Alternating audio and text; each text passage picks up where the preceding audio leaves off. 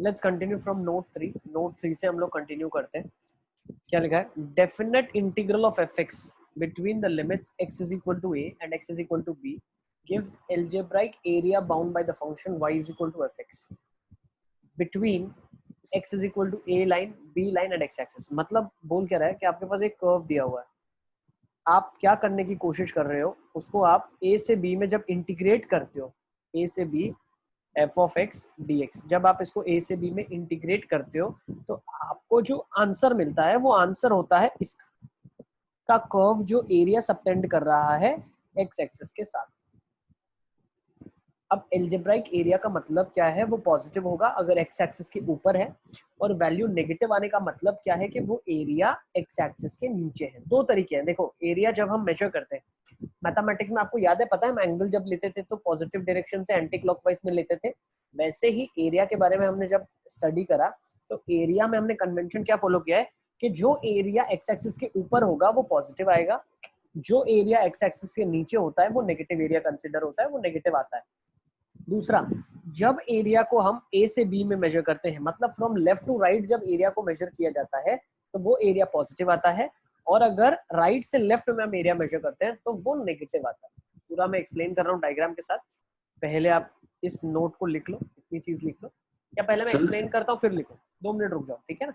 देखो, जैसे ये कर्व लिखा हुआ है तो ये जो एरिया आपके पास आया, ये एरिया पॉजिटिव एरिया है, that is I. Let's say I एक नंबर है और वो पॉजिटिव नंबर है. अब यही नंबर नेगेटिव होगा माइनस ऑफ आई जब एरिया एक्स एक्सिस के नीचे होगा. अब यही एरिया, ध्यान से समझना आप, ए टू बी हर जगह इंटीग्रेशन क्या हो रहा है, A to B F X D X integration हो रहा है. तो ए टू बी जब आपने मेजर करा, अब हो क्या रहा है, ए राइट मोस्ट पॉइंट है, बी लेफ्ट में है, तो आप गए कहाँ, राइट से लेफ्ट गए, तो जो आंसर आएगा वो माइनस आई आएगा आपके पास. एरिया जो आएगा वो नेगेटिव आएगा. चलिए, तो आई थिंक ये छोटी छोटी चीजें लिख ली आप लोगों ने. लिख लो इसको, लिख लो लिख लो. ये वाला ग्राफ भी बना लिया आपने. अब ये देखो सर, 1 मिनट को पीछे वाला करो. ये चार बना ली, बाकी है. इसका जल्दी जल्दी बना लो. ये 4 एरियाज बना लें आप. अब एक कर्व क्या होगा, एक्स एक्सिस के नीचे भी जाएगा फिर ऊपर आएगा, तो उस केसेस में जो नेट एरिया होगा वो अलजेब्राइक एरिया कैसे निकलेगा वो हम देखते हैं. सर 1 मिनट, खाली वो लास्ट ग्राफ बाकी है. सर तो ऐसे पैराबोला का अगर हमने किया तो सर उसका एरिया तो मुझे 0 आएगा ना. तो हमेशा 0 आएगा, मतलब समझाने में. सर मतलब जितना वो ऊपर जा रहा है, मतलब जैसे y square equal to 4x वाला लिया हमने, हाँ. हमने लिमिट डाली a से b, तो सर जितना वो ऊपर है उतना ही वो नीचे है ना. y square equal to 4x का एरिया तुम कैसे निकालोगे? एक्स एक्सिस के रिस्पेक्ट में अगर तुम एरिया निकालना चाहते हो तो किसी भी एक का एरिया निकलेगा ना, या तो ऊपर वाले कर्व का निकलेगा या तो नीचे वाले का. दोनों की डेफिनेशन अलग होती है ना. अरे हाँ, वो एक माइनस, अरे हाँ हाँ हाँ, अरे हाँ ठीक है सर. तो एरिया मतलब अलग अलग फंक्शन होगा आपका. हाँ सर. चलिए, let's come to this now. Case 5 और 6 ले लेते हैं. अब ये कर्व कुछ ऊपर भी है कुछ नीचे भी है, तो जो नेट एरिया आ जाएगा आपके पास वो a2 माइनस a1 आ जाएगा. ऑटोमेटिकली ये मैथमेटिकल आएगा, आपको कुछ करने की जरूरत नहीं है. जब आप a से b f x इंटीग्रेट करोगे तो रिजल्ट जो आपके पास आया वो क्या बता रहा है, what is the significance of the result, वो ये है कि नेट एरिया जो उसका ऊपर है माइनस जो एक्स एक्सिस के नीचे का एरिया है उनका डिफरेंस आ गया. सिमिलरली अगर ये कर्व कुछ इस तरीके का है और उसको a से b में इंटीग्रेट किया तो जो आंसर आया उसका सिग्निफिकेंस क्या है, a2 minus a1 minus a3. Is it clear? Sir मतलब जो ऊपर है उसको प्लस और बाकी जो नीचे उसको नेगेटिव नेगेटिव. आपको करना नहीं है, ये ऑटोमेटिकली सम होके आंसर आ जाएगा आपके पास. इंटीग्रेशन का मतलब ये होता है, मैं ये बताना चाह रहा हूँ. जो ये आंसर आया, मेरे पास 5 आंसर आया मान लो, तो ये 5 आंसर मैथमेटिकली क्या सिग्निफाई करता है, वो ये बताता है कि मान लो एरिया 12 था, ये वाला एरिया 4 था और ये वाला एरिया 3 था, तो 12 माइनस 4 माइनस 3, इसीलिए आंसर 5 आया होगा. समझे आप? हाँ सर. ये मैं बताना चाह रहा हूँ. ओके, आपको कुछ नहीं करना है प्लस या माइनस, वो ऑटोमेटिकली मैथमेटिकल हो जाता है. जो एरिया नीचे वाला है वो नेगेटिव कंसीडर हो जाता है, जो ऊपर है वो पॉजिटिव कंसीडर हो जाता है, और लेफ्ट से राइट वाला कन्वेंशन पॉजिटिव कंसीडर होता है. सर ये अगर हम लोग लिमिट b2a की जगह a2b डाले तो हम लोग उल्टा ही हो जाएगा ना पूरा. b2a का मतलब क्या है, a3 पॉजिटिव कंसीडर होगा. याद रखो ये नीचे वाला पार्ट है. अगर आपने ऐसा करा b2a fx dx, तो इससे जो आपके पास आंसर आया वो क्या है, a3 माइनस a2 माइनस, और ये हो जाएगा प्लस a. सही है? ये देखो ये वाला केस, नीचे वाला उल्टी डायरेक्शन में पॉजिटिव होता है और नीचे वाला सही डायरेक्शन में अगर जाए तो नेगेटिव होता है। ठीक है, आई थिंक इट्स क्लियर। चलिए आगे चलते हैं, let's move on. Let's take down the first question. 0 से π/4 इंटीग्रेशन में sin x क्या होगा बताइए आप।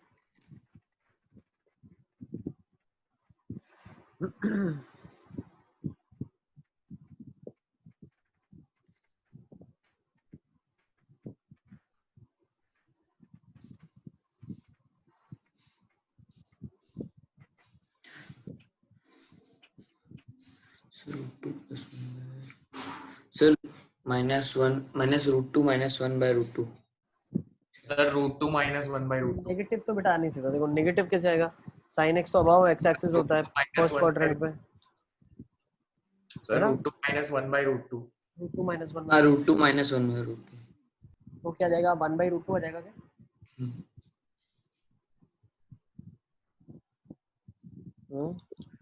सर √2 - 1/√2 √2 थोड़ी है।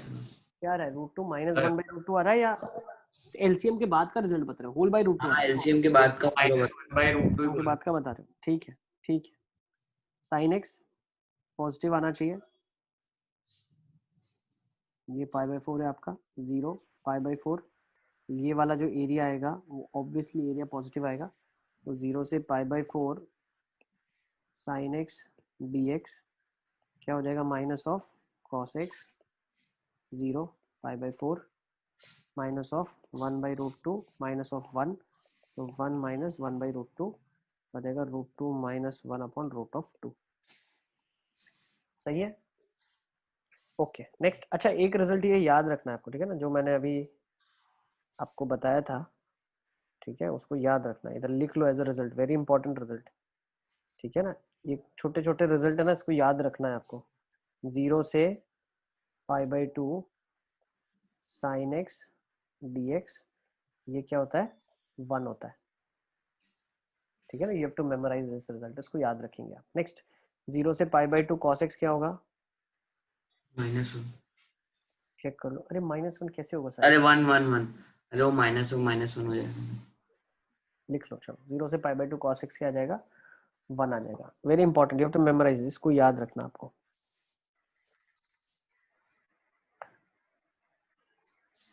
ठीक है ना, these are very useful important results. चलो नेक्स्ट सेकंड, अगर मान लो यही दिया गया है 0 से π/2 sin स्क्वायर x, ये कितना आ जाएगा, निकालो sin स्क्वायर x dx। 0 से π/2 sin स्क्वायर x dx,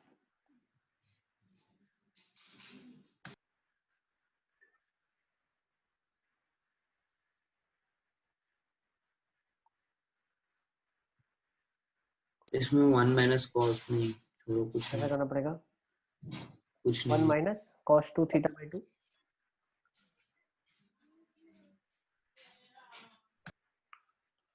कैसे करते हैं इंटीग्रेशन इसका, sin square theta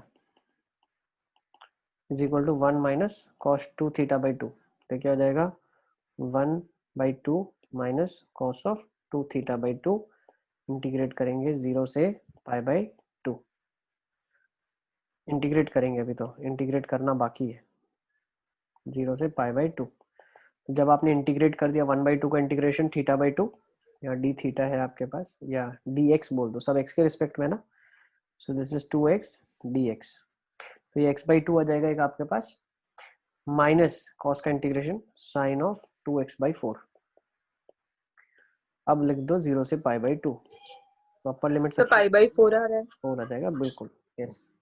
upper limit आ जाएगी π/4 माइनस साइन वाला 0 हो जाएगा, फिर 0 पे दोनों ही 0 हो जाएंगे, तो इसको भी रिजल्ट को आप याद रख लें, π/4 इज द आंसर। क्यों याद रखने को बोल रहा हूँ, बहुत काम आता है ये, ठीक है ना, जब एरिया अंडर द कर्व पढ़ोगे तो डायरेक्टली यूज कर सकते हो इसको आप। नेक्स्ट 0 से π/2 करके देख लो,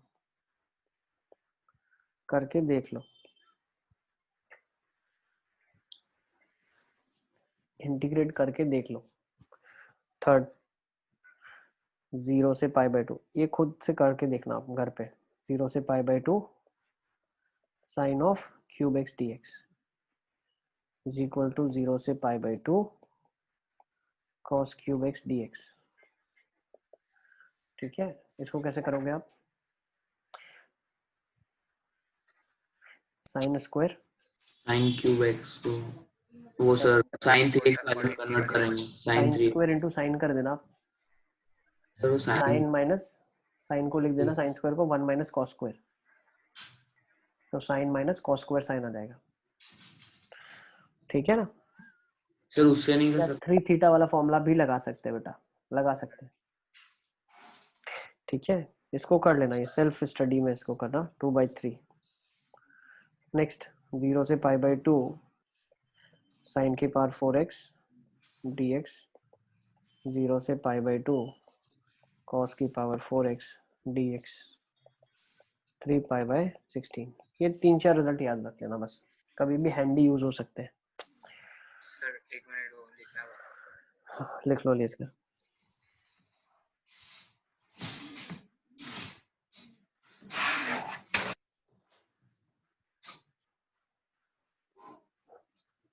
ठीक है, ये इज इक्वल टू 1 आ जाएगा, ये is equal to pi by 4 आ जाएगा।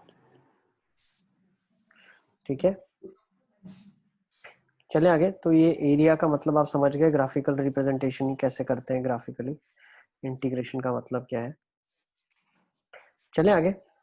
सर ये सलेसगर लिख लो बेटा, जल्दी जल्दी लिखो थोड़ा सा। हाँ सर। वो वाला आ गया तुम्हारा, कॉस स्क्वायर वाला आ गया। हाँ सर आ गया। देखो बहुत बार क्या होता है ना, मैं सॉल्व करता हूँ तो कभी आपका शायद ध्यान नहीं रहा होगा, तो कुछ स्टेप मिस हो जाएगा कैलकुलेशन का। तो खुद से करके देखोगे तो आ जाएगा ना, calculation is not a big deal. ठीक है, चलिए ओके, चलिए आगे चलते हैं। अलीअसगर चले आगे। हाँ sir. Now let's take the second question. 0 से 2 पाई sin x dx, इसका इंटीग्रेशन क्या होगा? तो ये 0 होगा, करने की जरूरत नहीं है, ओरली बता सकते हैं। क्यों बता सकते हैं भाई? मालूम है ना, साइन तो 2 पाई के अंदर जितना ऊपर पाई तक जाता है उतना नीचे भी आता है ना? आप करके देख सकते हो, चाहो तो कर लो एक बार। सर करने को कर ले, पर सर एरिया किसी चीज का 0 क्यों होगा? एरिया 0 का मतलब क्या है? ये मान लो A1 है, ये A2 है, तो नेट एरिया क्या होगा 0 से 2 पाई में? A1 minus A2। Okay, A1 minus A2 सही है। उसका मतलब ये जितना ऊपर एक्स एक्सिस के उतना नीचे भी एक्स एक्सिस के एरिया है। आई थिंक काफी जानकारी मिल गई आपको। एक क्वेश्चन और ले लेते हैं। Let's take next. fx is minimum of mod x 1 minus mod x 1/4 for all x belonging to R. Find -1 to 1 integral में fx dx। 2 मिनट सर करने देना। चलो जल्दी जल्दी निकालो इसका, फटाफट ग्राफ बना के।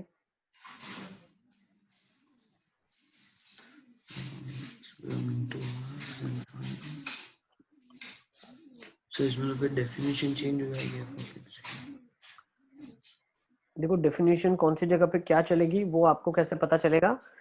ये आपने CND में ग्राफ बनाया हुआ है इसका, कंटिन्यूटी एंड डिफरेंशिएबिलिटी। हाँ सर, वो मिनिमम फंक्शन मैक्सिमम फंक्शन वाले। बस बस बस बस बस, जी में आते रहते हैं, मेंस में तो आता है इसी के क्वेश्चन।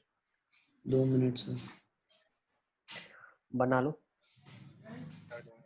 ठीक है, रिकॉल करना आपको आना चाहिए। अभी आप recall, you should be in a position to recall what you have studied, वरना फिर इतना सारा पढ़ना कोई पॉइंट ही नहीं है। ठीक है ना, आपको रिकॉल करना है कि आपने क्या क्या पढ़ाई किया हुआ है। यस ताहिर, सब समझ आ रहा है बेटा? हाँ सर। इजी है, हाँ सर। डिफिकल्ट तो नहीं लग रहा है ना? सर कवर बन गया। बन गया, निकालो।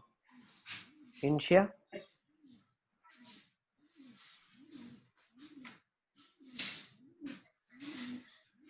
जैसे स्ट्रेट लाइन के बीच में एक वी टाइप। सर सही में? हाँ बिल्कुल बिल्कुल सही जा रहे हो, पूरा कर्व बना लो। बन गया सर। चलिए सर -1/4 और 1 एक मिनट रुको रुको, चेंज हो जाएगी। रुको, बना रहे हो, बनाओ। सर -∞ से -1 पे आंसर 1/4। बेटा मेरे को क्या चाहिए? -1 से 1 fx dx का इंटीग्रेशन चाहिए। मतलब क्या है? -1 से 1 के बीच में कर्व एक्स एक्सिस के साथ कितनी एरिया बना रहा होगा वो बताओ, बाकी मुझे स्टोरी नहीं जानना है। सर ये आपने बता दिया तो आपका ग्राफ सही है। सर 2 मिनट सर फिर कर लेंगे। कर लो। सर तो फिर मतलब अगर फंक्शन चेंज होता है जैसे इसमें चेंज हो रहा है तो उसमें इंटीग्रेशन को अलग अलग कर सकते हैं क्या? कर सकते हैं, अलग डेफिनेशन के लिए अलग एक तरीके से इंटीग्रेट करेंगे। हाँ तो फिर 2 मिनट सर हो ही जाएगा फिर 2 मिनट। बट वो सब करने की जरूरत नहीं है, मैंने क्वेश्चन उस हिसाब से दिया ही नहीं आपको। मैंने क्वेश्चन ग्राफिकली ही आप करो इसलिए दिया है, वरना वो तो मैं इंटीग्रेशन सिखाऊंगा तब करवा ही दूंगा मैं। मेरा पर्पस इस बार देने का कुछ और था। मॉड एक्स का ग्राफ बना लेते हैं पहले, आ जाओ सब लोग। Sir 2 minute sir 1 minute. 1 minus mod x क्या करेगा? ऐसा बनेगा कुछ। सर उल्टा भी बनेगा। बिल्कुल सही बनाया मैंने।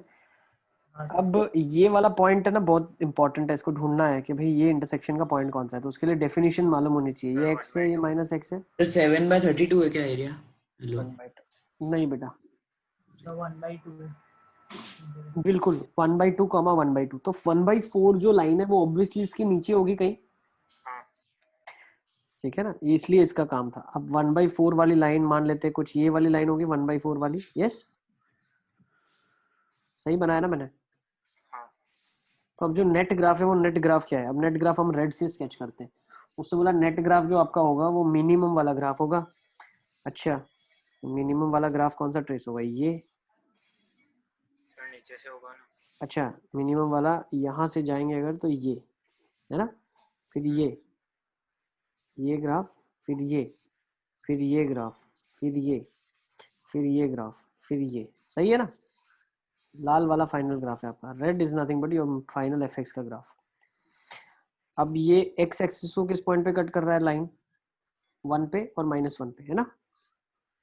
तो अब जो एरिया बोल रहा है आपको -1 to 1 fx dx, तो वो कौन सा एरिया होगा? क्या आप पहचान पाए अभी तक? फिर 2 ट्रेपेजियम्स हो रहे हैं। ट्रेपेजियम। सुपर सुपर, 2 ट्रेपेजियम हो रहे हैं, बिल्कुल ये एरिया की बात चल रही है। सर तो वो ठीक है, एरिया ऑफ ट्रेपेजियम बिल्कुल बचपन से जैसे करते आ रहे हो, half sum of parallel sides into perpendicular distance between them. Sir लेकिन दूसरा वाला क्या होगा? तो बेटा आपने मुझे खुद बताया है कि ये y की वैल्यू 1/4 है, ये y की वैल्यू 1/4 है, तो इसके कोऑर्डिनेट निकाल लोगे क्या आप?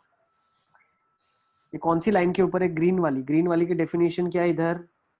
1 माइनस एक्स डेफिनेशन है। तो अगर y की वैल्यू 1/4 है तो x की वैल्यू 3/4 रही होगी, तो ये 3/4 कॉमा 1/4 हो जाएगा। अब मुझे एक चीज बताओ, ये अगर ट्रेपेजियम का एरिया T1 है तो ये भी T1 ही होगा, दोनों ट्रेपेजियम का एरिया सेम है ना? सर ऐसा भी। अभी एकदम सिमेट्रिक ग्राफ है ना, दोनों एक दूसरे की फोटो बनी हुई है, रिफ्लेक्शन दिख रही है क्लियर, हाँ सर एकदम सेम फोटो है ना। आप साहिल तुमको क्या लग रहा है, तुक्केबाजी कर रहे हैं क्या? अरे पर सर कभी हमने एग्जाम में गलत कर लिया ऐसे सर उसको इरेगुलर फिगर ही कंसीडर करें ना मेरे हिसाब से। रेगुलर? अरे ये एग्जैक्ट फिगर है, इसमें रेगुलर इरेगुलर का तो सवाल ही अरे नहीं तो है। सर हर क्वेश्चन ऐसा थोड़ी होगा, मैं तो जनरल बात कर रहा हूँ। जनरल मतलब क्या, हवाबाजी थोड़ी कर रहे हैं, जनरल को अरे हाँ सर आप नहीं कर रहे हो पर एरिया निकाल रहे हैं हम यार। हाँ ठीक है तुम्हारा सर। डाउट? अरे सर आप उसको ट्रेपेजियम क्यों कंसीडर कर रहे हो ये पर? ट्रेपेजियम है बेटा, एक्स एक्सिस के पैरेलल लाइन है वो, y = 1/4। पागल हो क्या तुम? सर पर ये ट्रेपेजियम में तो दिख रहा है वो दो पैरेलल लाइन और वो एक ज्वाइन कर ट्रेपेजियम रहा ही है, लग क्या रहा है? वो ट्रेपेजियम ही है, जो पैरेलल लाइंस ट्रेपेजियम ही बनाती है। बढ़िया सर ठीक है। बढ़िया क्या है, मैथमेटिक्स है ये। बढ़िया क्या है इसमें? चलो अब इसका एरिया कैसे निकालेंगे? Half sum of parallel sides. तो एक पैरेलल साइड 3/4 है और दूसरी पैरेलल साइड्स 1 है और परपेंडिकुलर डिस्टेंस 1/4 है, और इनटू 2 करना पड़ेगा क्योंकि दो ट्रेपेजियम है। तो ये कितना हो जाएगा? 3/4 प्लस 1/4। हेलो हेलो फिर वो 3/4 थोड़ी होगा, ये कितना? 1/2 ही होगा ना। 1/4 से 3/4 मूव कर रहे तो सिर्फ हाफ ही आएगा ना। हाँ हाँ हाँ बिल्कुल बिल्कुल सही बताया डेंसी आपने। ये वाला पॉइंट निकाला हमने। ये वाला पॉइंट क्या था आपके लिए? ये वाला पॉइंट था 1/4 कॉमा 1/4। तो ये वाला जो आपके पास आ जाएगा, दिस वुड बी 1/4 माइनस 3/4। ये तो हाफ आ गया ना, हाफ। यस ये हाफ हो गया आपके पास। अरे क्या कौन सा फॉर्मूला लगा है? अरे half sum of parallel sides, trapezium का area sum of parallel into perpendicular distance half के साथ एरिया ऑफ ट्रेपेजियम। सर रुको लिखने दो। Area of trapezium half sum of parallel sides into perpendicular distance between them. Sahil ने disconnect कर दिया, मेरे को ऐसा लग रहा है। साहिल 3/2 इंटू 1/4 3/8 नोट कर लो इसको। 3/8 इज द करेक्ट आंसर। सही है।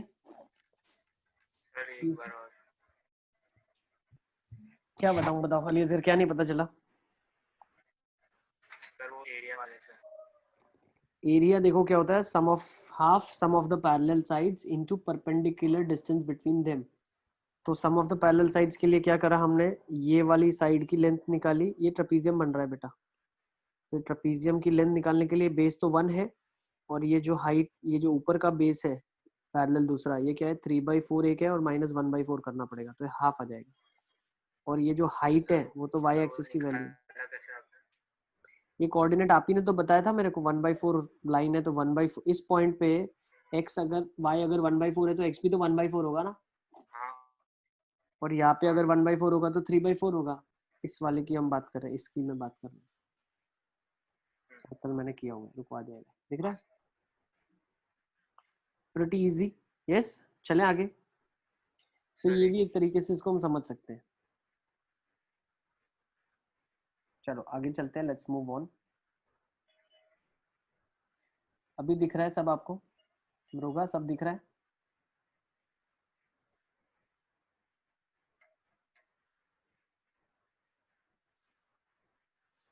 ओके, चलिए अब हम आगे चलते हैं। Let's move on. Next note लिखो अब, चलो फटाफट फटाफट नोट 4 में आ जाओ। नोट 4 क्या बोल रही है? If F x is a continuous function and A से B F X D X zero के बराबर है, मतलब किसी का भी हमने ए से बी इंटीग्रल किया और वो इंटीग्रल 0 के बराबर आया, तो f x is equal to 0 का एटलीस्ट एक रूट ए से बी के बीच में होगा ही होगा। Is it clear? मतलब अगर किसी का भी अलजेब्राइक एरिया 0 हो रहा है, मतलब वो ग्राफ का कुछ एरिया एक्स एक्सिस के ऊपर है, कुछ एक्स एक्सिस के नीचे है। अब एक्स एक्सिस के ऊपर और नीचे एरिया है, इसका मतलब कहीं ना कहीं ग्राफ एक्स एक्सिस को काट के ऊपर गया होगा ना। इसका मतलब उन दोनों पॉइंट के बीच में उसका एक रूट तो एटलीस्ट लाइक करेगा ही करेगा। तो इस नोट को लिख लो, काफी इंपॉर्टेंट नोट है ये। let fx is a continuous function and a to b fx dx is 0, then fx should be having at least one root in a to b। साहिल क्या बोलना चाह रहे हो बताओ, शांत क्यों हो गए हो तुम? ठीक है, सही है। चलिए, सबको मेरी आवाज आ रही है? Yes sir. Okay, let's move on. Question ले लेते हैं इसी के ऊपर। Sir 3 minute. Sir sir sir लिखो लिखो लीजिए, लिखो। सर हमने ऐसा क्वेश्चन किया था। कैसा क्वेश्चन किया था?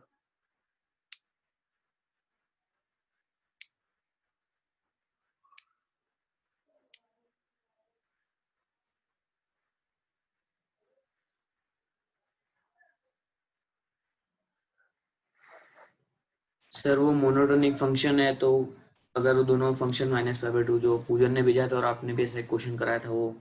हाँ, एओडी में हमने जो कंडीशन ली थी वो क्या ली थी पता है?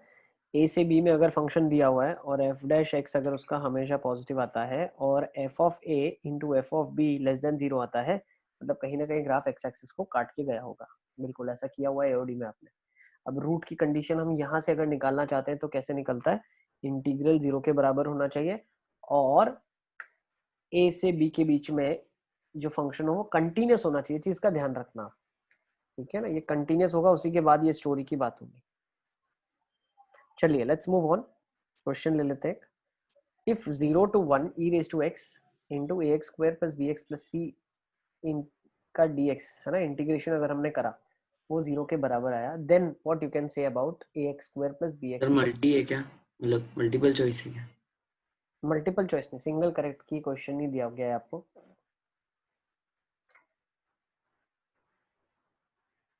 0 से 1 e की power x ax square plus bx plus c dx ये 0 के बराबर है।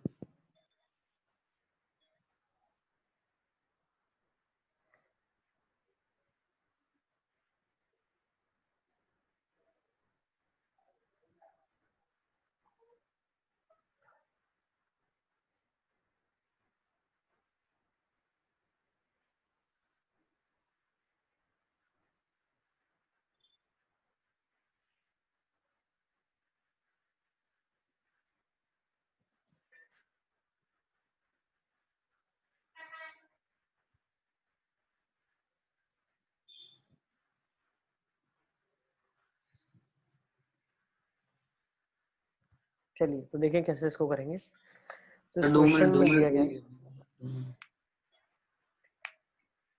तो आप करो फिर, ठीक है। देखो क्वेश्चन में क्या दिया गया है, इसका जो एरिया है वो 0 के बराबर है। इसका मतलब हम ये बोल सकते हैं कि अगर ये फंक्शन एक कंटिन्यूस फंक्शन है तो हाँ बिल्कुल, एक्सपोनेंशियल फंक्शन कंटिन्यूस होता है, polynomial function continuous, so continuous into continuous is a continuous function, and if area is equal to 0 then I can say that e की power x into ax square plus bx plus c will have at least one root, at least one root in 0 to 1। अब 0 से 1 में अगर इसका एक root है तो क्या मैं बोल सकता हूँ कि भैया ये जो फंक्शन है ये तो नॉन जीरो फंक्शन है, ये कभी जीरो नहीं हो सकता e की पावर x। 0 पे वैल्यू 1 देगा, 1 पे वैल्यू e देगा। तो अगर मैं बात करता हूँ कि ये 0 होता है, इसका मतलब क्लियरली हम ये बोल सकते हैं कि ax square plus B x plus c is equal to 0 होगा एक किसी x की वैल्यू के लिए 0 से 1 के बीच में। तो d will be your correct answer. Sir तो ये नहीं होगा, वो डिस्प्रूव कैसे करेंगे? क्या नहीं होगा? बी नहीं होगा तो ऐसा क्या कैसे कहेंगे? बताएंगे? क्या क्या होगा? सर बी नहीं होगा वो कैसे बताएंगे? b नहीं होगा, हाँ b वाला नहीं होगा। वो इसलिए नहीं होगा क्योंकि अगर बेटा रियल और इक्वल रूट्स हो गए तो ग्राफ आपका क्या हो जाएगा? टेंजेंट मतलब एक्स एक्सिस टच टेंजेंट कर जाएगा बनेगा। एक्स एक्सिस को। हाँ टच कर जाएगा मतलब हाँ तो फिर एरिया। एरिया नीचे है तो फिर नीचे ही आएगा, ऊपर है तो ऊपर ही आएगा। हाँ सर। क्रॉस करना है इसको, क्रॉस करेगा तभी होगी चीज, सही है ना? और यस बेटा। सर इसमें मतलब A X square plus B x plus C का कोई ग्राफ हमें मतलब बनाना है और उससे ई एक्स का बनाना है और उसने 0 से 1 में चेक कर लेना है ना। और सर उससे मतलब ऐसा बोल सकते हैं ना कि वो जो ग्राफ बनेगा ए एक्स स्क्वायर वाले का तो मतलब 2 पॉइंट्स पे कट करेगा क्योंकि एरिया 0 हो रही है तो वो नेगेटिव वाई एक्सिस में जाएगा। 2 पॉइंट पे कट करेगा मतलब सर मतलब जैसे क्वाड्रेटिक का ग्राफ कैसे बनता है। हम्म हाँ तो सर मतलब एरिया 0 हो रहा है पूरे फंक्शन का हम्म तो कहीं ना कहीं वो फंक्शन नेगेटिव वाई में तो जा रहा ही होगा। यस बट लेकिन 0 से 1 में ही जाएगा उसकी क्या आपके पास गारंटी है? हाँ सर। ठीक है ना? ओके हाँ वो तो डिपेंड करता है। सर अगर जा भी रहा हो तो डी वाले में कवर होगा ही ना, एटलीस्ट 1 दिया है, ज्यादा हो सकते हैं ना। ज्यादा हो सकते हैं, एटलीस्ट वन, एटलीस्ट वन। ज्यादा हम कमेंट नहीं कर सकते, इससे ज्यादा जानकारी आप नहीं दे पाओगे। आप यही बोल पाओगे कि एटलीस्ट एक बार कट करेगा, 2 बार कर रहा है, 3 बार कर रहा है, वी डोंट नो। ठीक है, 2 बार ही करेगा क्वाड्रेटिक है ज्यादा से ज्यादा, क्योंकि यही 0 हो सकता है, इसी के रूट्स हो सकते हैं, e की पावर x के तो रूट्स ही नहीं हो सकते। ठीक है ना? अब वो दोनों रूट में से कोई एक रूट एटलीस्ट 0 से 1 के बीच में आएगा ही आएगा क्योंकि उसमें एल्जेब्राइक सम एरिया का 0 हो रहा है। चलिए चलें आगे। सर फिर तो एग्जैक्टली 1 आ जाना चाहिए ना। एग्जैक्टली 1 क्यों आना चाहिए? सर क्योंकि अगर उसको कट करना है हम्म, तो एक होना ही चाहिए। अरे सर आप 2 रूट भी तो लाई कर सकते हैं 0 से 1 के बीच सर में। 2 हो गए, वाह ठीक है। वाह ठीक है। नेक्स्ट नोट 5 में आ जाते हैं। Now if fx is a positive function, एक पॉजिटिव फंक्शन है, मतलब ये पॉजिटिव फंक्शन का मतलब क्या है? x एक्सिस के ऊपर लाई कर रहा है। ठीक है, this if f of x is greater than 0 for all x belonging to ab then a to b fx dx will also be positive। मतलब अगर फंक्शन x एक्सिस के ऊपर लाई कर रहा है तो उसका एरिया पॉजिटिव होगा। क्या ये आपको समझ आ गया? बहुत ही सिंपल भाषा में लिखा है। If f of x is positive and is continuous और a से b में fx dx अगर 0 के बराबर है, fx एक पॉजिटिव फंक्शन है ग्रेटर देन इक्वल टू 0 और एरिया भी 0 हो रहा है, इसका मतलब है फंक्शन 0 फंक्शन है, फंक्शन खुद में एक 0 ही है, f of x is equal to 0 ही होगा।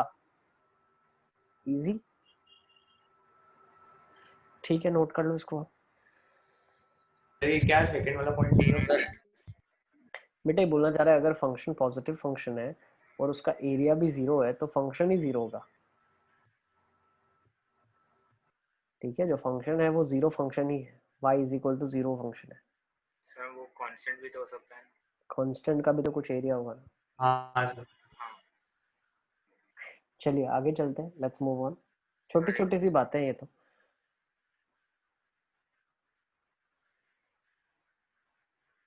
सर होगा। Let's take note 6। नोट 6 में आ जाते हैं। Now let in A to B, A से बी में अगर एफ एक्स एक बड़ा फंक्शन है जी एक्स के कंपैरिजन में, now what do you mean by greater function? Function बड़े का मतलब क्या है? ये वाई एक्सिस में फंक्शन ऊपर है। भाई एफ एक्स क्या होता है? ये वाई की वैल्यू है, और जी एक्स भी क्या है? ये वाई एक्सिस पे दी हुई वैल्यू है। साहिल लिखना बाकी है, थोड़ा जल्दी जल्दी लिखो बेटा, यहाँ से तुम स्क्रीनशॉट ले लो, थोड़ा फटाफट लिखो, ठीक है? जल्दी जल्दी लिखो, फिर हम आगे बढ़ पाए।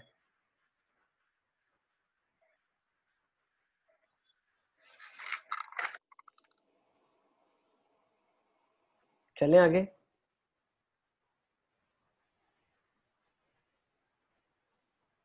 साहिल ठीक है, चलो अब आ जाओ। 6th पॉइंट बहुत इंपॉर्टेंट, क्या लिखा है? अगर एफ एक्स जी एक्स से बड़ा है, मतलब इसकी हर वाई की जो वैल्यू है वो जी एक्स से बड़ी है। मतलब अगर मैं दोनों ग्राफ को यहाँ पे देखो, अगर साइमल्टेनियसली बनाओ, तो अगर एफ एक्स ऐसा ट्रेस किया गया है, this is let's say F of X, तो जी एक्स क्या उससे नीचे है? तो अगर जी एक्स का ग्राफ जो बनेगा वो हमेशा इसके नीचे ही ट्रेस किया गया है। कहाँ से कहाँ तक की बात चल रही है? ए से बी की बात चल रही है।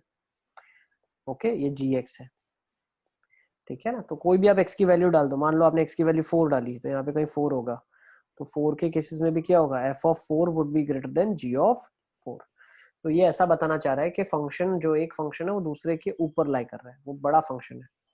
तो हम यहाँ से क्या बोलना चाह रहे हैं? If A F of X is greater than G of X, तो वो जो एरिया सबटेंड करेगा A to B F X D X, वो भी बड़ी होगी A to B G X D X के कंपेरिजन में।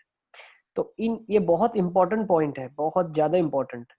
मतलब हम क्या बोलना चाह रहे हैं? अगर दो फंक्शंस के बीच में इनइक्वालिटी लगी हुई है, तो वो इनइक्वालिटी इंटीग्रेशन में भी लगती है, वो इनइक्वालिटी इंटीग्रेशन में भी लगती है। अब दूसरी चीज ध्यान रखना, बच्चे इसको गलत यूज करते हैं। गलत कैसे यूज करते हैं? कि अगर आपके पास इंटीग्रेशन दो फंक्शन का दिया गया है और वो इंटीग्रेशन एक फंक्शन का दूसरे के कंपैरिजन में बड़ा है, तो हम ये नहीं कंक्लूड कर सकते कि एक फंक्शन दूसरे फंक्शन से बड़ा होगा। मतलब एरिया अगर ज्यादा है तो फंक्शन ऊपर होगा, ऐसा हम नहीं बोल सकते। लेकिन अगर फंक्शन ऊपर है तो वो एरिया ज्यादा ही सबटेंड करेगा। ऐसा हम क्यों नहीं बोल सकते? क्योंकि हमें नहीं पता है कि वो फंक्शन कब नेगेटिव हुआ, कब पॉजिटिव हुआ। मे बी ऐसा हो सकता है। बहुत ध्यान से समझना, बहुत ही क्रिटिकल चीज है ये। अगर आपके पास दो फंक्शन है एफ एक्स और जी एक्स, 0 to 4 इंटरवल की बात की जा रही है मान लो, ठीक है? अब अगर क्वेश्चन में दिया है केस 1 कि एफ एक्स जी एक्स से बड़ा है, तो अगर 0 से 4 में आप इंटीग्रेट करोगे एफ एक्स डी एक्स को, तो वो भी फॉर श्योर 0 से 4 में जी एक्स से बड़ा ही आएगा। ये हमने बोला। अब केस 2 ले लेते हैं। जब आपको दिया गया है कि 0 से 4 एफ एक्स की जो एरिया है वो 0 से 4 में जी एक्स की एरिया से बड़ी है, तो हम ये बिल्कुल नहीं बोल सकते कि एफ एक्स जो फंक्शन होगा वो जी एक्स से बड़ा होगा। ऐसा हम नहीं बोल सकते। क्यों नहीं बोल सकते? उसके पीछे रीजन है। मान लो 0 से 2 में जो है एफ एक्स की जो एरिया थी वो 10 थी और जी एक्स की जो एरिया थी वो 15 थी। लेकिन 2 से 4 के बीच में अगर हम एफ एक्स की बात करें तो उसकी एरिया मान लेते हैं -15 हो गई, और जी एक्स की जो एरिया हो गई वो क्या हो गई? लेट्स से -20 हो गई, या मान लो -25 हो गई। ठीक है, ये तो भाई क्या नंबर्स ही है। तो अगर मैं gx की बात करूं तो नेट gx का एरिया कितना हो गया? -10 हो गया, और नेट fx का एरिया कितना हो गया? -5 हो गया। तो पता क्या चला? Area of gx is greater then area of gx, fx, area of fx is greater then area of gx। लेकिन अगर आप ऑब्जर्व करो तो कहीं ना कहीं gx बड़ा था और फिर कहीं ना कहीं fx बड़ा था। वो x square greater than x जो आपने जो प्रीवियस एग्जांपल लिया उसमें 0 से 1 में तो x ही बड़ा है ना x स्क्वायर से। ठीक है, तो हम नहीं बता सकते ना, आप डायरेक्टली कंक्लूजन नहीं बोल सकते कि x स्क्वायर x से बड़ा होगा 0 से 2 के लिए। ठीक है ना? तो ये एग्जांपल में एंड में ऐसा होना चाहिए कि गलत है। तो गलत हो गया ना ये, x square greater than x for all x 0 to 2, this is false. यही तो लिखा है, फॉल्स है ये स्टेटमेंट। ये जो स्टेटमेंट है ये फॉल्स है। हमने कंक्लूजन निकाला कि भाई एक्स स्क्वायर का एरिया अगर x से बड़ा है तो x स्क्वायर x से बड़ा होगा 0 से 2 में, तो ये फॉल्स स्टेटमेंट है ना? ये हम डिस्प्रूव कर रहे हैं, vice versa is not true. ठीक है, ओके, सर 3 मिनट लिखना बाकी। लिख लो लेजर। अब एओडी में भी एक चीज इसके ऊपर थी जो बहुत ही इंपॉर्टेंट चीज है, जिसको हम यहीं पर डिस्कस करेंगे कि अगर फंक्शन एक दूसरे से बड़ा लिखा है तो उसके डेरिवेटिव पे हम कभी कमेंट नहीं कर सकते, इंटीग्रेशन पे कमेंट कर सकते हैं। जैसे आपने अगर डेफिनेट इंटीग्रेशन कर दिया दोनों साइड तो वो भी सेटिस्फाई करेगा, लेकिन कभी भी आप डिफरेंशिएशन से नहीं बता सकते, आप दोनों साइड डिफरेंशिएट करके नहीं बता सकते।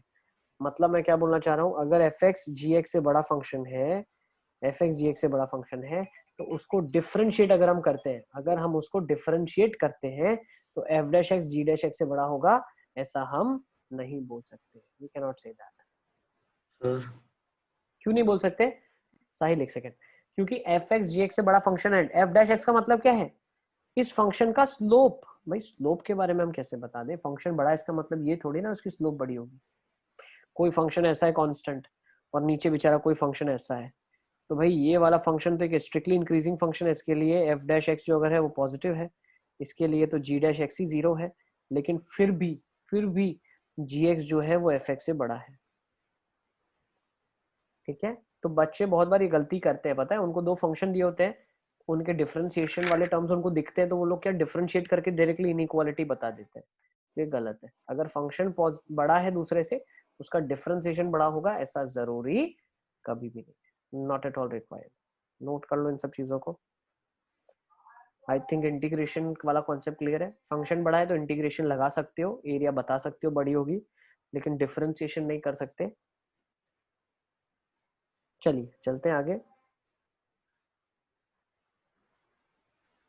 चले आगे। सर 2 मिनट पीछे करो।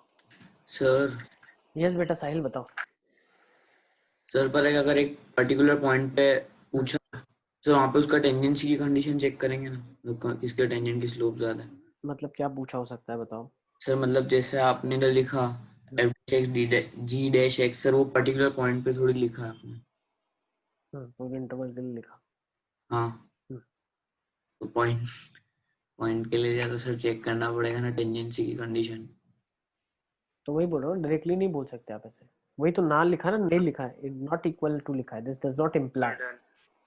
डज नॉट इम्प्लाई का मतलब है ये हम नहीं करेंगे ऐसा। तुम बोल रहे हो कि सर हर पॉइंट पे चेंज कर सकता है, बिल्कुल आप सही बता रहे हैं, बट वही मैंने बोला हमको नहीं करना ऐसा। लेकिन एरिया के लिए आप कर सकते हो, आप दोनों साइड इंटीग्रेट करके डेफिनेट की लिमिट लगा सकते हो, दोनों साइड अगर सेम लगा दिए तो एरिया भी सेम ही होगा। चलो अब यहाँ पे आ जाते हैं, लेट्स टेक दिस क्वेश्चन। कैसे क्वेश्चन इसमें हम एक्सपेक्ट कर रहे हैं, क्या आ सकता है। जैसे लिखा है देखो, 0 से π/2 साइन क्यूब एक्स बड़ा होगा, या 0 से π/2 साइन की पावर 5x बड़ा होगा। तब इसको करने के लिए बच्चे बहुत बार क्या करते हैं, इंटीग्रेट करना शुरू करते हैं। सर 2 मिनट ट्राई तो करने दो। कर लो, तब तक मैं दूसरों से बात कर लेता हूँ। जय से बात कर लेता हूँ। जय सब समझ आ रहा है जय? और इंटीग्रेशन साइन क्यूब वाला बड़ा होगा। साइन क्यूब वाला बड़ा होगा।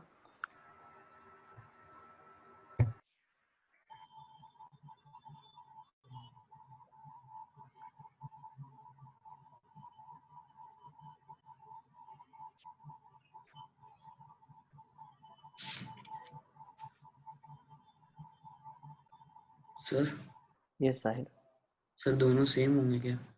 सेम होंगे। हाँ क्यों सेम होंगे? सर आप आंसर बताओ फिर मैं मेरा लॉजिक बताऊंगा। तुम पहले लॉजिक बताओ, हम आंसर बदल देंगे। यार सर मैंने तो रेंज से किया। अरे सर पर लो, अरे ठीक है गलत होगा छोड़ो। क्यों तुमने रेंज से किया तो मतलब क्या लॉजिक लगाया तुमने? देखो तुमको पहले तो पता होना चाहिए, अगर आपने चलो ग्राफिकली भी सोचा तो साइन एक्स अगर ये होता है, मान नहीं लेना, ठीक है। सर वो शायद ऐसे बोल रहे हैं कि मतलब sin x बिलोंग्स टू -1,1 है, तो फिर sin क्यूब भी -1,1 और sin 5x भी -1,1। वही मैं एक्चुअली उससे वही जानना चाहता हूँ कि सर तो वही साइन, हो सकता है ना, मतलब गलत क्या हो सकता है? नहीं मैं एक्चुअली तुम दोनों का डाउट क्लियर खाली कर। अपर वैल्यू और लोअर वैल्यू सेम है, बाकी सब में कर्व चेंज होगा मतलब नहीं शायद। नहीं, एक्चुअली साहिल का पूजन दोनों का डाउट हम क्लियर करेंगे। साहिल बना लो, पूजन बना लो, साइन एक्स का ग्राफ बनाओ और साइन स्क्वायर एक्स का ग्राफ बनाओ। सर चेंज है दोनों की, कर्व में चेंज है, स्लोप भी चेंज है दोनों की। क्या बात कर रहे हो? अरे यार सर आप सस्पेंस क्यों क्रिएट कर रहे तो हो? बनाओ ना बेटा, ग्राफ बनाओगे तब मैं बता पाऊंगा ना आपको। आप एक बार ग्राफ तो किताब में अपनी बना लो ना अच्छे से। सर मैं अब बना नहीं रहा हूँ, मैं आपको बताऊँ सर, इसकी स्लोप cos x है तो उसकी sin 2x है, sin स्क्वायर x की, तो कर्व ही चेंज है ना दोनों का। ठीक है, तो देखो दोनों का जब आप कर्व बनाओगे तो मान लो साइन बना लिया, अब sign 2x sine square x में बना रहा हूँ, साइन स्क्वायर x, ठीक है। देखो ऐसा कुछ ये ग्राफ बनता है।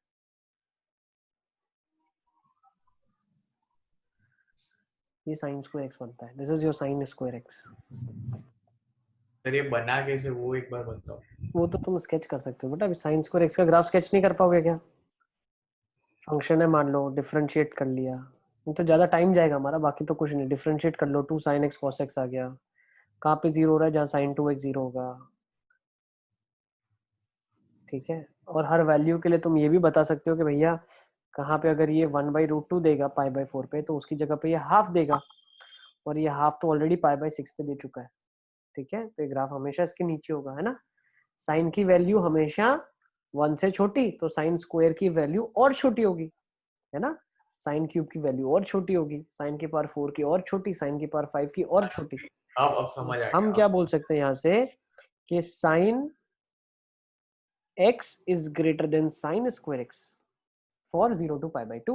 तो कंक्लूजन है साइन क्यूब x जो फंक्शन है वो साइन की पावर 5x से बड़ा होता है, इसका मतलब इसका इंटीग्रेशन भी बड़ा होगा। सर हेलो 2 मिनट सुनो, हेलो हाँ हाँ, सुनाओ सुनाओ सुनाओ। सर। इसमें तो अगर ऐसा आपने ऐसा किया, साइन स्क्वायर एक्स दोनों तरफ मल्टीप्लाई किया, तो सर आप साइन एक्स और वेरिएबल मल्टीप्लाई नहीं कर सकते आप कभी भी। तो सर आपने फिर ऐसा कैसे कंक्लूजन दे दिया कि sine x sine square x से बड़ा है तो sign cube x sign 5x से बड़ा है? अरे मैं तो बता रहा हूँ हर वैल्यू के लिए भाई, हाफ बड़ा है 1/√2 के 1/√2 से, सॉरी हाफ छोटा है 1/√2 से। क्यों छोटा है? क्योंकि जितना कम पावर होगा उतना ज्यादा होगा ना 1 से छोटे के लिए। तो भाई मुझे एक चीज बताओ, हाफ का पावर 5 बड़ा होगा या हाफ का पावर 3 बड़ा होगा? क्या बड़ा होगा? नहीं, हाफ का पावर 3 बड़ा होगा ना। जी बड़ा होगा, पर सर सुनो तो सही, हेलो। हम्म।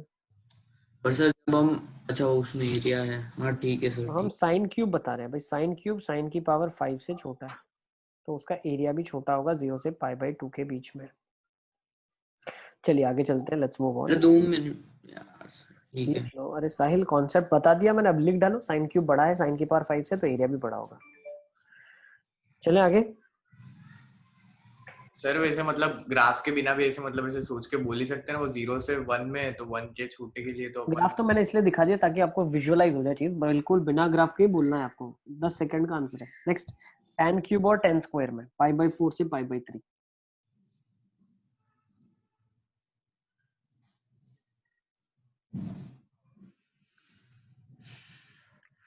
अब देखो π/4 से π/3 में क्या होता है? tan की वैल्यू 1 से √3 होती है। हाँ सर, बोल सकते हैं tan स्क्वायर x क्या होगा, छोटा या बड़ा? क्या होगा साहिल? बड़ा होगा सर, अरे छोटा, हाँ tan होगा, क्यूब x से बड़ा होगा। बड़ा होगा। हाँ अभी √3 का स्क्वायर बड़ा होगा या √3 का क्यूब बड़ा होगा? मैं ten ten square x 10x से बड़ा होगा, मैं वो चीज बोल रहा था। ठीक है, मान लिया हमने। चलो, अरे यार सर मजाक नहीं कर रहा हूँ, सही में है। अरे मैं तो सीरियसली हाँ बोल रहा हूँ यार। अरे 10 ठीक है सर, आप स्क्वायर 10 x sarcastic से में नहीं आप होगा, बोल रहे हो यार। ऐसा बोलना चाह रहे हो ना, ठीक है। तो अब इन हाँ दोनों में हमको कंपैरिजन करना है तीनों में, तो अगर आप लिमिट भी लगा दो कोई फर्क नहीं पड़ता। तो π/4 से π/3 में एरिया हेलो हेलो। ये सबटेंड करेगा। Yes yes yes. सर ये क्या हो गया? हाँ सर आ गया, समझ आ गया। tan क्यूब बड़ा है। आ गया आ गया आ गया आ गया। चलिए आ गया, तो फिर तो फटाफट आगे निकला जाए। सर लिखने तो दो, मतलब आ गया तो बोला लिखो ना। लिखो लिखो, अरे लिखो लिखो, आराम से लिखो, टेक योर टाइम। सर जो आपने लिखा था वो एक वैल्यू ही नहीं है सर, इसलिए बड़ा हुआ ना। ये लिखा हुआ है पीछे, ये भी लिखा हुआ है, लिखो। अरे सर वो नहीं, वो वाला 10x बिलोंग्स टू क्या लिखा था आपने वो? देखो क्या लिखा था, हमने लिखा था सर 1, √3 लिखा था ना? हाँ 10x की वैल्यू हाँ सर बिलोंग्स अब आ गया, टू अब आ गया। 1 to √3। साहिल क्या बोलना चाह रहे हो? सर छोड़ो। ठीक है, छोड़ दिया। चलिए आ जाइए, let's take next, pi by 3 से पाई बाई 2 cos की पावर 5x dx या cos की पावर 5x dx का इंटीग्रेशन पाई बाई 3 से पाई में, कौन सा बड़ा होगा? इसमें तो इंटरवल ही चेंज कर दिया। सर वो 10 क्यूब x पढ़ा था ना? 10 क्यूब x बड़ा था क्योंकि बेटा Hello. 1 से बड़ी वैल्यू दे रहा है। हेलो यस यस यस पूजन, हाँ सर 10 क्यूब x बड़ा था। हाँ सर सर इसमें तो Yes. रेंज से ही कर देते हैं ना मेरे हिसाब हेलो से। यस यस यस साहिल, हाँ हाँ साहिल, पाई में बड़ा होगा। कौन सा बड़ा होगा, pi by 3 to pi by 2 वाला या पाई बाई 3 से पाई वाला? बाई 3 से पाई में। पाई बाई 3 से पाई वाला। 2 मिनट सर। ओके साहिल।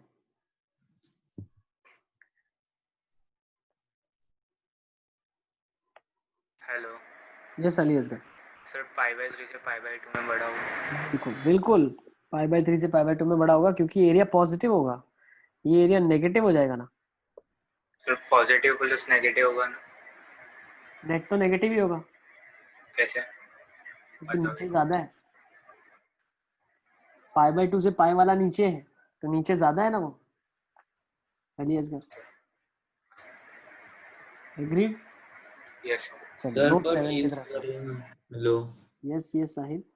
रेंज से कर लेते हैं ना। अरे सर एक बार सर अरे आप समझ नहीं रहे हो, रेंज तो एक पॉइंट सर पे है, हम जब इंटीग्रेशन की बात करते हैं तो वो एरिया होता है पूरे कर्व के अंडर में बेटा, रेंज से नहीं बता सकते आप। यस बेटा पूजन बताओ। सर 1 मिनट रीजन लिखने तो फिर नोट्स देखते कोई पता ही नहीं चलता। लिखो रीजन लिखो, क्या हम बता रहे हैं, हम ये बता रहे हैं ये एरिया पॉजिटिव है और ये एरिया नेगेटिव होगा। क्यों नेगेटिव होगा? कॉस का ग्राफ बनाओगे आप। सर पर cos रेज टू 5 है तो। अरे यार पर सर सही में। हाँ तो cos रेज टू 5 है तो क्या मतलब, मैं समझा नहीं। तो सर 5 आपने जब साइन स्क्वायर था, साइन क्यूब था, उसमें कर्व अलग बनता है, तो आपने cos 5 का cos जैसा क्यों बनाया? वो भी तो अलग होगा। ठीक है सर, छोड़ो छोड़ो कुछ। अरे कर्व की कॉन्केविटी चेंज हो सकती है लेकिन कर्व थोड़ी ना बदलेगा। जहाँ cos 0 होगा वहाँ cos की पावर 5 भी तो 0 होगा ना यार, और जहाँ cos 1 देगा वहाँ cos की पावर 5 भी तो 1 देगा, और जहाँ cos सर माइनस 1 देगा सर वहाँ cos मतलब तो साइन क्यूब और साइन स्क्वायर का भी सेम हो जाएगा फिर तो।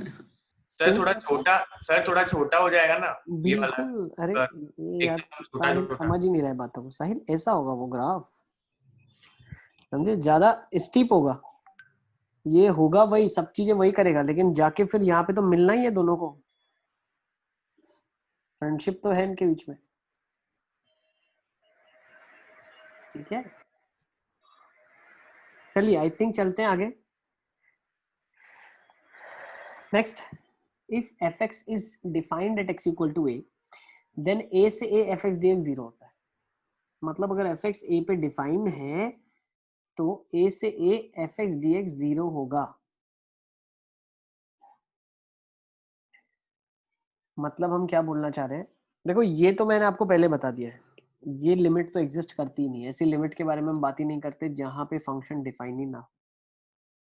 ठीक है, लेकिन अगर ऐसा जहां पे फंक्शन डिफाइन है तो अगर अपर लिमिट और लोअर लिमिट सेम है तो वो एरिया 0 होगा। आई थिंक ये पॉइंट हम डिस्कस कर चुके हैं, इसको नहीं भी लिखोगे तो चलेगा। चलिए आगे चलते हैं। Let's come to note 8। अब नोट 8 क्या बोल रहा है, ये बहुत इंपॉर्टेंट है, दिस वेरी इंपॉर्टेंट।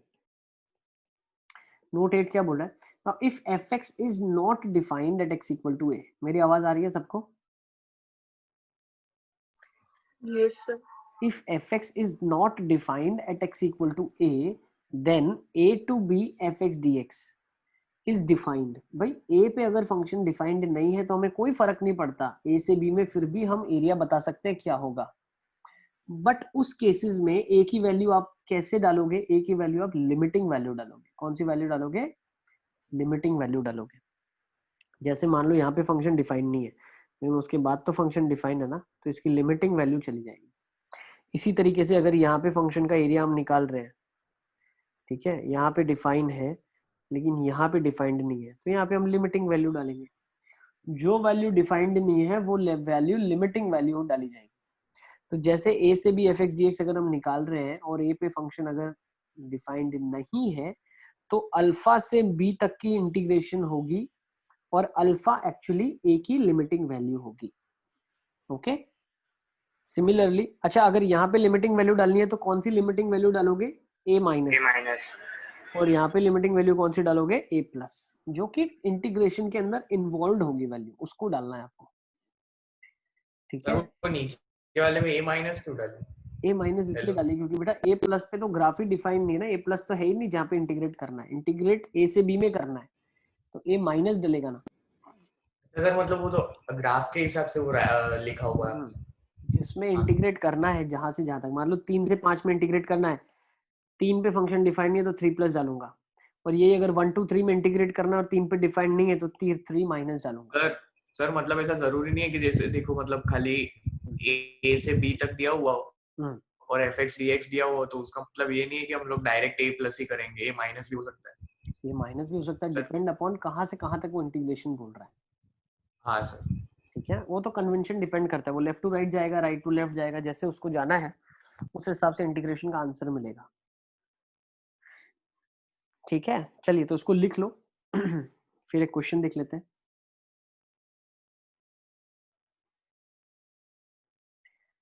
साहिल कुछ बोलना चाह रहा है, सर नहीं समझ आ रहा है। साहिल क्या नहीं समझ आ रहा है?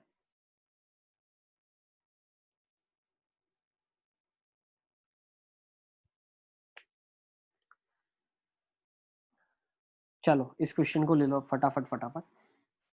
e से 0 ln x dx, e से 0 ln x dx।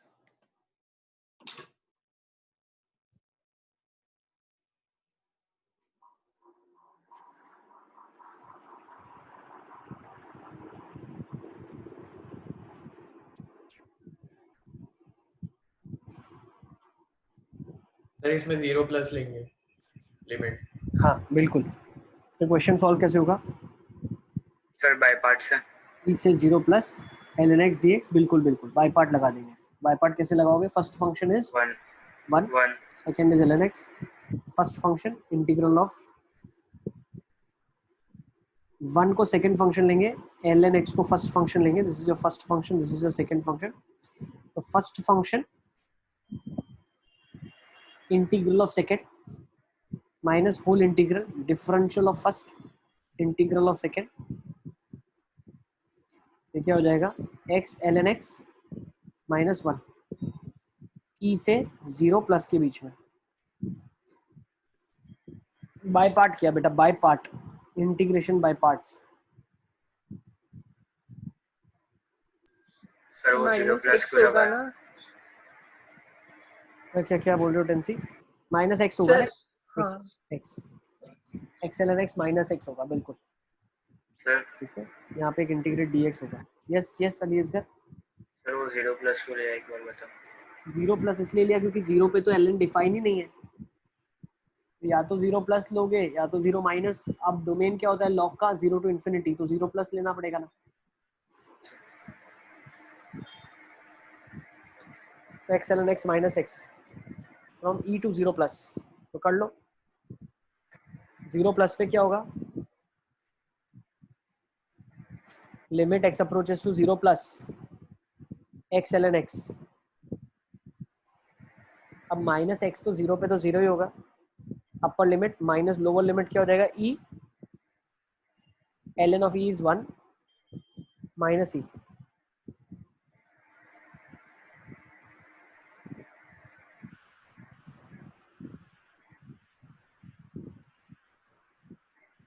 साहिल हम बाय पार्ट लगा रहे हैं फर्स्ट फंक्शन और सेकंड फंक्शन। कभी दो फंक्शन का जब भी इंटीग्रेशन होता है तो first function integral of second करते हैं माइनस होल इंटीग्रल, फर्स्ट का डिफरेंशियल सेकंड का इंटीग्रल होता है। ओके तो अब यहाँ पे क्या आ जाएगा बेटा? इसकी लिमिटिंग वैल्यू कैसे निकालोगे आप? x ln x की 0 इंटू इन्फिनिटी का इंडिटरमिनेंट फॉर्म है, तो क्या करेंगे? ln x one by by 0 into minus infinity होगा ना 0 आ जाएगा, सर? 0 इंटू इन्फिनिटी बेटा। सर कैसे बताओगे? ln x by 1 by x कर देंगे, बिल्कुल इन्फिनिटी सर का इन्फिनिटी का फॉर्म बन जाएगा LHO। यस बेटा लिया सर। सर वो ln x इन्फिनिटी कैसे है वो बताओगे? बेटा माइनस इन्फिनिटी, लेकिन है तो इन्फिनिटी ना, 0 इंटू इन्फिनिटी क्या होगा? सर नहीं आया। ये इन्फिनिटी क्या कर रहा है? मतलब x नीचे चला गया। वो लिमिट के वीडियो जाके देख लो वापस से। सर वो आपने 0 इंटू इन्फिनिटी का फॉर्म कैसे बोला वो बताओ एक बार ऊपर वाला। 0 इंटू माइनस इन्फिनिटी क्या होता है? अनडिफाइंड। क्या होता है? अनडिफाइंड। तो क्या करना पड़ेगा उसको? सर ठीक। सर ठीक है, सर क्या करना पड़ेगा? सर LH रूल लगाना पड़ेगा। ठीक है ना, जल्दी जल्दी लिमिट निकाल लो फटाफट, यहाँ पे 0 आ जाएगा, आंसर 0 हो जाएगा। सही है, मतलब यहाँ से हमें एक बहुत अच्छी चीज सीखने मिली। ये तो चलो हमने मैथमेटिकली निकाल दिया, ठीक है ना, हमने मैथमेटिकली इसको निकाला। ग्राफिकली क्या बताता है ये? ln x का ग्राफ बनाओ। ये वाला पॉइंट 1 है। सर 1 मिनट पीछे करो। पीछे मतलब वो आपको इंटीग्रेशन देखना है? नहीं सर एंड हो गया मेरा आंसर आ गया। इंटीग्रेशन ये रहा, 0 आ रहा है ना, बस वो कुछ 0 आ रहा है, ठीक है ना। अब देखो इसका ग्राफिकली मतलब क्या हो रहा है? ग्राफिकली ये बोल रहा है कि भैया 0 से ई में जब हम जा रहे हैं, एरिया 0 का मतलब ये है कि ये जो एरिया है, इसका जो एरिया है और इसका जो एरिया है वो बिल्कुल बराबर है। Is it clear? अगर ये एरिया आपका A1 है तो ये भी आपका एरिया A1 है। Is it clear? समझ आ गया आपको? ग्राफिकली ये चीज हम बोलना चाह रहे हैं। यस बिल्कुल सही बोला आपने, ठीक है ना। चलें आगे। Yes sir. नेक्स्ट, अब इसी चीज को बहुत ध्यान से देख लो आप। जब हम 0 से 1 के बीच में इंटीग्रेट करेंगे, ये भी एक इंपॉर्टेंट रिजल्ट है, इसको हमको याद रखना है। We have to memorise this result, ठीक है ना। 0 से 1 तो ये एरिया -1 है, तो ऑब्वियसली ये एरिया 1 रहा होगा। तो हम यहाँ से ये चीज बोल रहे हैं कि 1 से e ln x dx will be equal to 1। Note कर लो इसको। सर ये 2 मिनट 2 सर लिखना पड़ेगा पूरा। लिख लो, पूरा लिख लो। ये तो इंटीग्रेट कर लोगे ना आप। देखो अभी ये रिजल्ट कैसे निकला है, ये हमने अभी तक इंटीग्रेट किया था भाई। इसका integration x ln x minus x, कहाँ से कहाँ तक अभी हम निकाल रहे हैं? हम इंटीग्रेशन कर रहे हैं ln x का 1 से लेके e तक, 1 से e तक। तो e अगर आप सब्स्टिट्यूट करोगे तो क्या आ जाएगा आपके पास?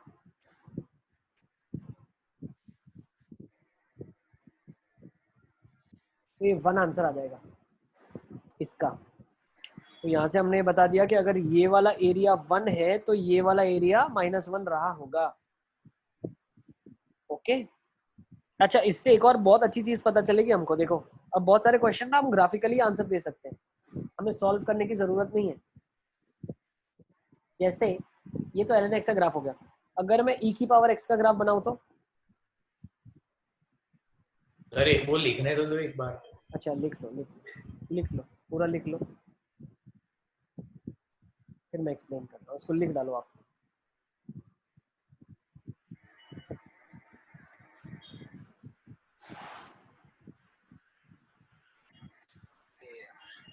लिख लिया?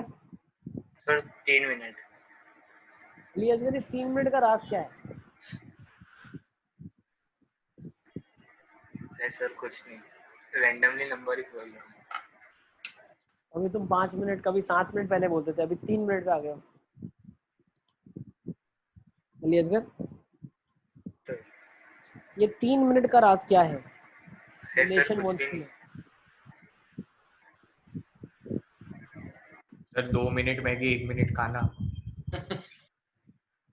तो तुमको ऐसे तो नहीं लगता लियसगर 5 मिनट बोलूंगा तो 1 भी मिनट नहीं रुकेंगे, तो थोड़ा कम टाइम बोला जाए? हाँ सर। चलो e की पावर x का ग्राफ बना लेते हैं, आ जाओ, ठीक है ना। फटाफट ये e की पावर x का ग्राफ है। तो आपको ये चीज पता है क्या? देखो e की पावर x और ln x बिल्कुल सेम एक दूसरे के इनवर्स ग्राफ है, उठा के चिपका दिया है। तो अगर ये एरिया की मैं बात करता हूं तो क्या ये एरिया इसके बराबर ही होगा? क्या फील आ रही है आपको? क्या फील कर पा रहे हो आप लोग? हाँ सर। तो क्या मैं ये भी बोल सकता हूँ क्या माइनस इन्फिनिटी से लेके 0 तक e की पावर x का वैल्यू क्या होगा? क्या होगा? -1 1 हो जाएगा, since it's above the x axis। हाँ 1 सही है, 1 हो जाएगा। लिख लो, इसको भी आप लिख लो। तो अगर आप चाहो तो आप इंटीग्रेट कर सकते हो, लेकिन आपको जब पता है तो फिर इंटीग्रेट करने का कोई पॉइंट नहीं। You can integrate it, 1 minus 0 आ जाएगा, 1 आ जाएगा। ठीक है सर 2 मिनट। तो आई थिंक जैसे ये लिखा हुआ ही है हमारे पास, इस तरीके से आप दोनों को रिलेट कर सकते हो। इनवर्स फंक्शंस को रिलेट कर लिया आपने, ठीक है ना, इनवर्स फंक्शंस को आपने रिलेट कर दिया। चलिए चलते हैं आगे।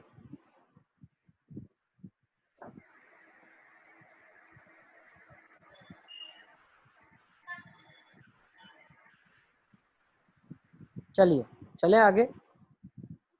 सर मतलब ये तो ग्राफिकली समझ आया कि ऐसे रिलेट करा, ऐसे कोई मतलब ऐसे देख के ग्राफिकली नहीं भी बता सकते। रिलेट किया मैंने। इंटीग्रेट तो आप कर ही सकते हो ना, इसको इंटीग्रेट करना तो कोई बड़ी बात नहीं है, कर लोगे ना आराम से।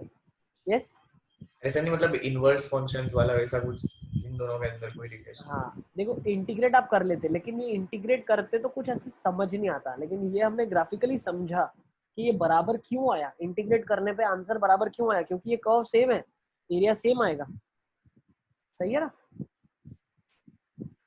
चलो अब देखते थोड़ा बहुत इस चीज को, देखो थोड़ा और आपको मजा आएगा ग्राफिकली चीजों को देखने में। देखो जैसे अगर आप थोड़ा ऑब्जर्व करो, साइन एक्स का एरिया अभी हमने निकाला 1 होता है, तो ये 1 एरिया होगा।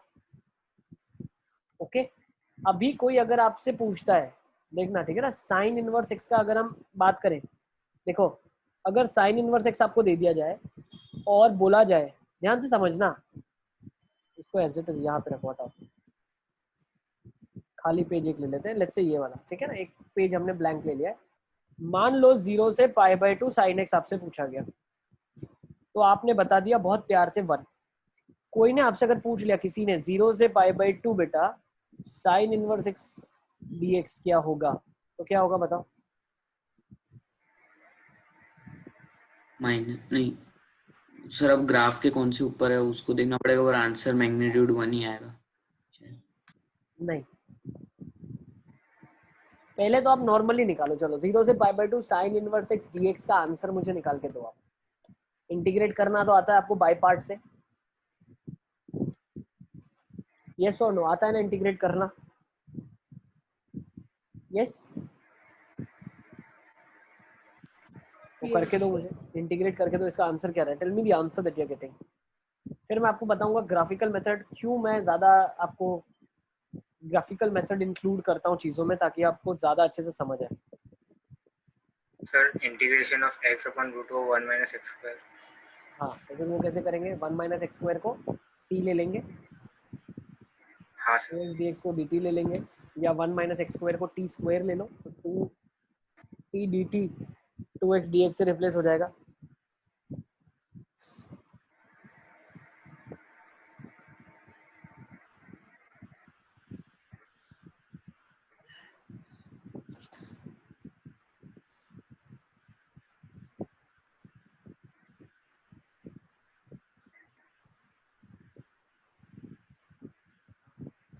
साहिल कैसे करते हैं, दो फंक्शन लेते हैं, फर्स्ट फंक्शन और सेकंड फंक्शन। तो फर्स्ट फंक्शन वो होता है जिसको इंटीग्रेट नहीं कर सकते आप, सेकंड फंक्शन उसको लेते हैं जिसको इंटीग्रेट कर सकते हैं। तो sine inverse X as it is आ जाएगा, एक्स आएगा minus whole integral differential first का 1 upon under root of 1 minus x square, second का इंटीग्रल एक्स आ जाएगा। आइलेट रूल लगा लेते हैं ना, यस बिल्कुल आइलेट रूल लगाएंगे बेटा। 1 माइनस एक्स स्क्वायर को अगर आपने टी स्क्वायर ले लिया तो माइनस 2x dx dt से रिप्लेस हो जाएगा 2t के साथ। तो पता क्या चला, minus x D x D T से रिप्लेस हो गया टी डी टी, तो ये बन जाएगा x sine inverse x plus T, integral इधर एज इट इज रखो डी टी, और नीचे भी टी आ जाएगा, टी से टी कट जाएगा तो सिर्फ टी आ जाएगा इंटीग्रेशन करने के बाद। तो बन जाएगा x sine inverse x plus t, what is t, under root of 1 minus x square. I think सब लोगों ने इतना इंटीग्रेट कर लिया है क्या। हाँ sir. Sir yes yes yes पूजन। सर वो नीचे वाला स्टेप एक बार समझो। कौन सा वाला बताऊं, बताओ कौन सा नहीं पता चला बेटा, बताओ। सर 1 मिनट रुको, लिख लेने दो फिर पूछते आप इंटीग्रेट कर लो, बाय पार्ट लगा के, और अब लिमिट्स पुट कर लो आप।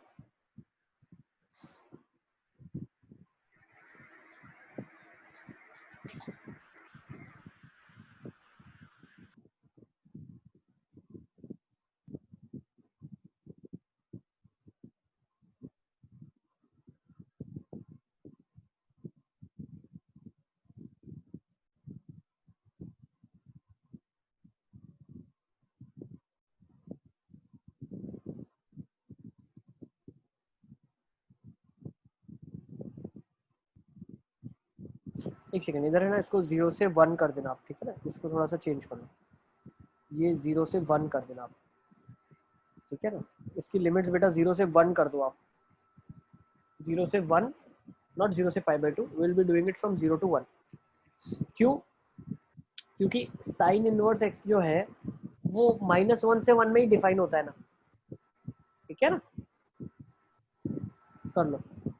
और ये साहिर, सर इसमें मैंने ऐसे करा कि x को साइन थीटा मान लिया। तो भी चलेगा, तो भी चलेगा। हाँ सर। x को sin थीटा ले लिया आपने, तो भी चलेगा, हाँ सर, आंसर सेम ही आना है। सेम ही आएगा। आपका आंसर क्या रहा है? मुझे आंसर जानना है। What's the answer you are getting? इससे मतलब ये फाइनल इक्वेशन बनी है वाली। वैल्यूज पुट कर लो, सर 0 से 1, π/2 -1 π/2 -1। सबका ये आ रहा है। इधर तक आप लोग आ गए तो फिर मैं आपको कॉन्सेप्ट बताऊँ। अभी तक हमने क्या करवाया? अली असगर, इसका एरिया निकाल रहे हैं हम 0 से 1 साइन इनवर्स x का।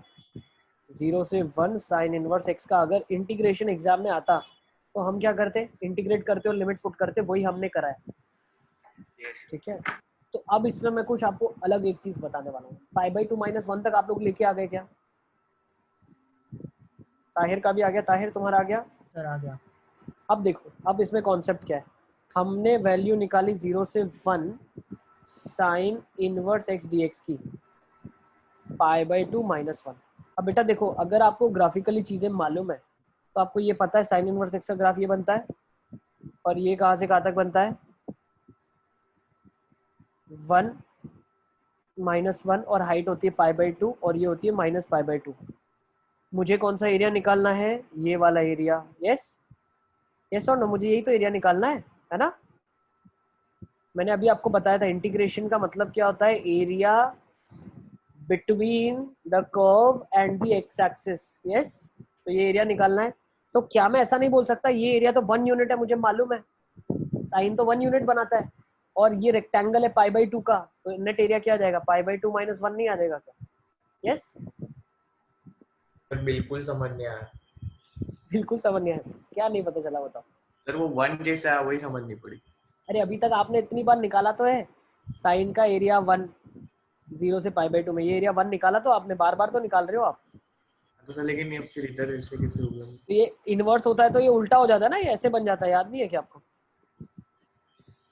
भाई होती क्या है, ये से ये वाली जो इसकी ब्रांच है वो यहाँ से यहाँ में शिफ्ट हो जाती है ना, एज इट इज।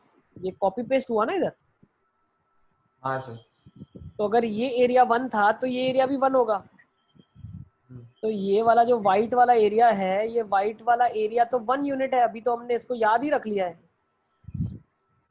और अगर ये एरिया 1 यूनिट है तो बचा हुआ एरिया जो निकालना है वो तो π/2 -1 कर दूंगा ना मैं। समझ आ गया अभी आपको? हाँ थोड़ा सर। थोड़ा, ठीक है, ठीक है। यही मस्ती करनी है एरिया अंडर द कर्व में, यही मस्ती करेंगे हम लोग, ठीक है ना, ऐसे ही करना है। इजी? क्या इजी सर? आपके लिए सब इजी होगा, हमारे लिए इजी नहीं है। सर फिर से एक बार समझाओ। फिर से ताहिर, देखो मैं क्या बोलना चाह रहा हूँ।